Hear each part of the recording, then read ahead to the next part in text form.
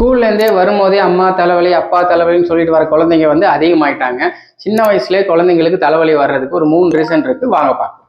First ரீசனே ஐ தாங்க. நம்ம ஆஃப்டர் கொரோனாக்கு அப்புறம் பார்த்தீங்கன்னா, நெறைய கேட்ஜெட்ஸ் குழந்தைங்க யூஸ் பண்ண ஆரம்பிச்சுட்டாங்க. ஆல்வேஸ் படிக்கிறதும் மொபைல்ல இருக்கு. சாப்பாடு ஊட்டினா கூட நீங்க மொபைல் பார்த்துட்டே குடுக்குறோம். ஸோ இதனால ஐ பவர் சின்ன வயசுலயே ப்ராப்ளம் வர ஆரம்பிச்சிருச்சு. அதனால ஐ டாக்டர் பார்த்து பவர் ப்ராப்ளம் இருக்கான்னு செக் பண்ணிக்கோங்க.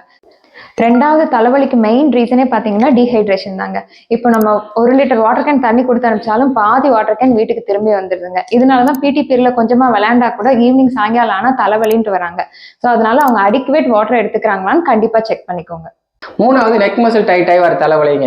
இது வந்து லாங் டர்மா குனிஞ்சே நிறைய கேட்ஜெட்ஸ் யூஸ் பண்றதுனாலையும், ஹெவி பேக்ஸ் வந்து யூஸ் பண்றதுனாலையும், அப்புறம் படிக்கும்போது ப்ராப்பர் பொசிஷன் மெயின்டைன் பண்ணாம படுத்துட்டு சாஞ்சின்னு படுத்துட்டு படிக்கிறதுனாலையும் பார்த்தீங்கன்னா, இந்த நெக் மசில் சீக்கிரமா டைட் ஆகி இந்த தலைவலி வருதுங்க. கழுத்துனால வர தலைவலி வந்து நல்ல ஒரு பிசியோதெரபிஸ்ட் பார்த்தாலே சரி பண்ணி கொடுத்துருவாங்க.